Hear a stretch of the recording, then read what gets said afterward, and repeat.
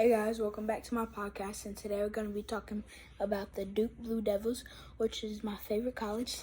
As you see, I'm wearing the shorts, Duke. And then, let's get to talking about them.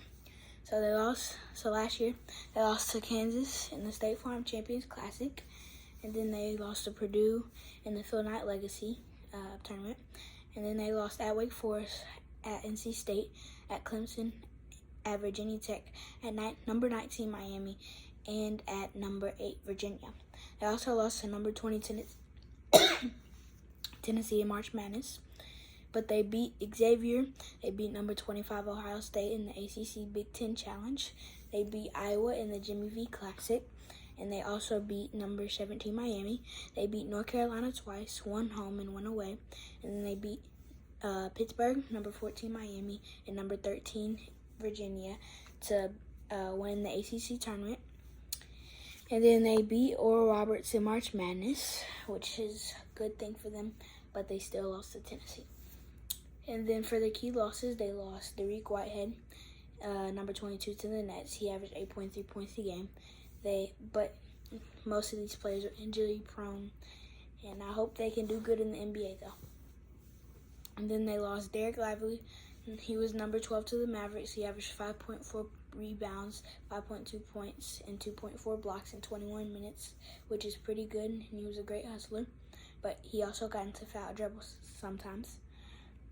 And then they lost Jacob Grandison to graduation, and he averaged 4.4 points in 16 minutes. And for the returners, they returned back basically their whole starting five. They got back Jeremy Roach. He was the team captain. He averaged 13.6 points, 3.1 assists, and 2.5 rebounds. They got back Tyrese Proctor.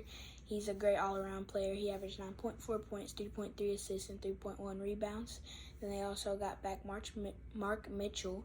He averaged 9.1 points and 4.5 rebounds. Then Kyle Filipowski was probably the best person on this team. He averaged 15.1 points and 9 rebounds a game. Then they also got back Ryan Young and Jalen Blakes, and Ryan Young averaged 6.4 points and 5.5 rebounds, and Jalen Blakes averaged 3.3 points and 1.5 rebounds and 1.2 assists. But he still hustled in all that time and played a lot of defense. And for the incomers, they got Jared McCain, 6'3", shooting guard out of California. He's a 5-star. They got Caleb Foster. He's a 6'5" point guard out of California. He's a 4-star.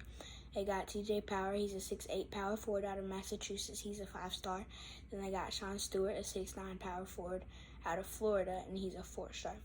For their schedule next year, they play Dartmouth November 6th, and November 10th they play Arizona at home, which is going to be a pretty good game. And in the State Farm Champions Classic, they play Michigan State on November 14th and the United Center in Chicago. And for the Blue Devil Challenge, they play on November 17th to Bucknell, November 21st to LaSalle, and November 24th to Southern Indiana, and that's the end of that tournament. And in the ACC SEC Challenge, they play Arkansas, and at Arkansas, I believe. And then for December 9th, they play Charlotte. December 12th, they play Hofstra. And December 20th, they play Baylor in Madison Square Garden, which is going to be a great matchup. And if y'all haven't already watched my other Baylor episode, you should go watch that. And on December 30th, they play Queens. And that's the end of their non-con schedule.